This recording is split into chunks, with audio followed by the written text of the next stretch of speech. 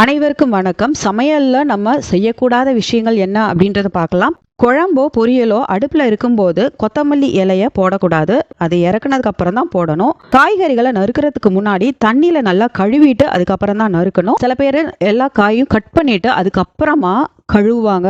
அதுல இருக்கிற சத்தெல்லாம் போயிடும். அந்த மாதிரி பண்ணக்கூடாது. கழுவிட்டு அதுக்கப்புறம் தான் கட் பண்ணணும். தேங்காய் சட்னி வச்சோம் அப்படின்னா தேங்காயை லேசா வறுத்து தேங்காய் சட்னி வச்சோம் அப்படின்னா டேஸ்ட்டும் அட்டகாசமா இருக்கும். ரொம்ப நேரம் கெடாமலும் இருக்கும். டீ போடுறீங்க அப்படின்னா ரொம்ப நேரம் கொதிக்க விடக்கூடாது.